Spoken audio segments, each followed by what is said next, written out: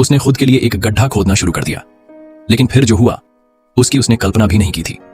वह लड़की जिसने खुद को गोली मारी थी अचानक धीरे धीरे कुर्सी से उठ खड़ी हुई। उधर आदमी गड्ढा खोदने में इतना व्यस्त था कि उसने इस ओर ध्यान भी नहीं दिया। वह पहले ही सोच चुका था कि इस पैसे का क्या करेगा, लेकिन तभी उसके पीछे से एक हल्की सी आवाज आई। उस आवाज को सुनते ही वह डर से कांप उठा और चौंक कर पीछे मुड़ा। लड़की मरी नहीं थी। असल में उसने अपनी बंदूक में खाली कारतूस डाले थे और बेहोश होने का कारण केवल गोली का झटका था। लड़की की पूरी कहानी सुनने के बाद आदमी ने राहत की सांस ली और हंस पड़ा। लेकिन जैसे ही लड़की की नजर पास में खुदे गड्ढे पर पड़ी, उसकी हंसी अचानक रुक गई। वह कुछ कहकर सफाई देने ही वाला था कि लड़की के चेहरे पर अचानक अविश्वास और डर की झलक आ गई। वह स्तब्ध होकर आदमी को देखने लगी। हालांकि यह सब सिर्फ लड़की की एक शरारत थी, लेकिन आदमी की नीयत साफ झलक रही थी। उसने भारी मन से कैश उसे वापस कर दिया। लड़की बिना एक भी शब्द कहे मुड़कर चल दी, जैसे उसे कोई पछतावा ही ना हो।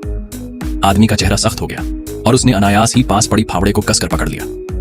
उसकी आंखों में अब एक अजीब सी चमक थी। इस वीरान जंगल में वह आसानी से इस पैसे को अपना बना सकता था, लेकिन आखिरकार उसका विवेक उसकी लालच पर हावी हो गया। हालांकि वह इतनी बड़ी रकम को खोकर निराश था, लेकिन उसने तय किया कि वह अपनी बाकी की जिंदगी ईमानदारी से जिएगा।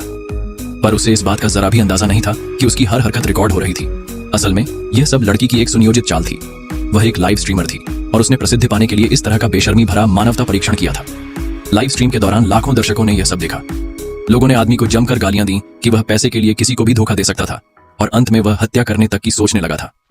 कुछ ही मिनटों में इंटरनेट पर उसकी सारी जानकारी लीक कर दी गई, और इस सबसे बेखबर आदमी जो अपनी कार में बैठा था हल्की सी मुस्कान के साथ सोच रहा था कि उसने सही फैसला लिया।